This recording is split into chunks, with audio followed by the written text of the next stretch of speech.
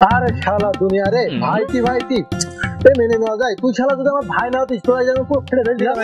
এত মাথা মুথা গরম কেন তোমার? আজ কি শুনছি ভাইটি ভাইটি নাকি প্রতিনিয়ত জ্ঞানজাম করছো তোমরা, বিষয়টা কি একটু বলো দিন খুলে আমার হাতে। সে জ্ঞানজাম হবে না? আমি তো তার ভাই মনে করি, কিন্তু সে তো আমার ভাই মনে করে না। জ্ঞানজাম না হয়ে কি যায় নাকি? এইটা আবার কোনো কথা বললে চাচা?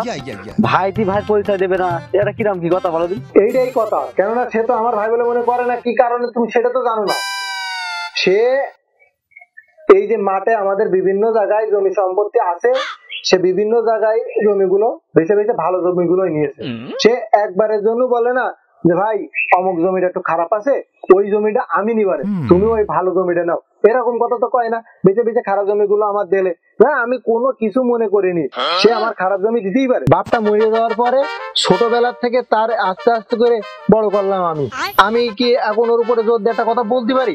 তার সব জায়গার থেকে ছেড়ে দিই, কিন্তু সে নড়ে ছেড়ে কি করে, অমুক জমিটা আমি ছেড়ে দিয়েছি, এক হাত আগায় নিলে, অমুক জায়গায় তো ছেড়ে দিয়েছি, ও এক হাত মধ্যে ঢুকে গেল। এইটা কোনো কথা বলো তুমি? তুমি আচ্ছা যাও, ওইটাও আমি ছেড়ে দিলাম। আমার এইটুক না ছোট একটা বাচ্চা, সে এখনো মিষ্টি টিষ্টি এটা ওটা খাতে ভালোবাসে। আমি যখনই বাজারে যাই কিংবা অন্য কোনো জায়গায় যাই, আমি বাড়ি আসার সময় তার জন্য একটা ছোটখাটো কিছু হলো নিয়ে আসি। ও মা, আমি বাড়ি আসছি যতক্ষণ দেরি, তার একটা ছোট নেদা আছে আমার ওই ভাইটার, সাথে সাথে দৌড়ে আমার বাড়ি এসে হাজির। ও মা, এসে পরে আমার ছেলের আমি মিষ্টিটা খাওয়াবো কি, ও এটা কোনেও বসাবে ভাত। তুমি বলো তিনি এগুলো কি মেনে নেওয়া যায়? দেখো চাচা, তোমার আমি একটা কথা বলি, তুমি যে এইটাই দেখছো, তুমি কি আসলে কখনো খেয়াল করে দেখেছো তোমার ওই যে ছোট নেতাটা যখন দোকানপাটে যায়, তোমার ওই ভাইটা যখন থাকে, তখন ওর কি বলে তুমি জানো? তুমি তো জানো না। সে ওর বলে যে ভাইপো তুমি যখন দোকানে এসো, তুমি এই দোকান দেখো, তোমার যেইটা পছন্দ হবে তুমি সেইটাই নেবা, সমস্যা নেই। কিন্তু এগুলো দেখবা না। তুমি দেখছো কি তোমারটাই যাচ্ছে, তোমারটা যাচ্ছে তুমি ওইটাই দেখছো, কিন্তু তোমার ভাই যে তোমার ছেলের পেছনে কি করছে সেইটা তুমি দেখছো না।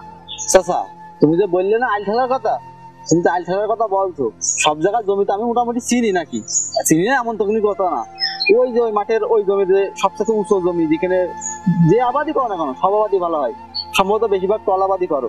তো ওই টলাবাদি জমিটা তুমি নিজেই জোরকে নিলে, জোরকে নিলে না, এবার তুমি ওই মাঠের খারাপ জমি একটা ছিল সেটাও তুমি তোমার ভাই জোরকে দিলে, ও তোমার কি কোনো কথা বলেছে? আর ওই যে বাচ্চাটার কথা বলছো, নেতা বাচ্চা, এখন সে হয়তো বাড়ি থাকে না, তাই কি তারপর কিন্তু সে জানে যে তুমি তার ছেলের কোনো কিছু বাজাতে এনে আনলে, তোমার ছেলে যদি আনো তা তার ছেলেও দেও, সে কিন্তু এই খবর সবই রাখে, সবই জানে। তুমি রাগ করে দেছো কি ভালো মনে দেছো, সে কিন্তু ওইটা দেখে না, দেখছো এইটাই কিন্তু সে দেখে। সেই হিসেব কিতাব করে তোমার ছেলেরও কিন্তু সে যথেষ্ট পরিমাণ মনে করে জিনিসপাতি কিনে দেয়, হাবি দাবি মিঠা মিঠাই সবকিছু কিনে দেয়। তা তুমি এসব নিয়ে রাগ করলে তো হবে না। হ্যাঁ বুঝতে পারছি, তোমরা সব তো জ্ঞান যারা রুস্তাদ, তোমাদের সাথে তো কোনো কথা বলা যায় না। দেখো চাচা, এটা কোনো জ্ঞানমূলক কথা না। আজ তোমার একটা বিবাদ হবে, তোমার ওই ভাই আগে দৌড়িয়ে আসবে, গ্রামের একটা মানুষও তোমার আগে যাবে না, ওর একটা সমস্যা হবে তুমি দৌড়িয়ে যাবা। তাই আমি বলি কি, ভাইতি ভাইতি এই ঝঞ্ঝাট ঝামেলা করো না, সবসময় ভাইতি ভাইতি একসাথে মিলেমিশে থাকো।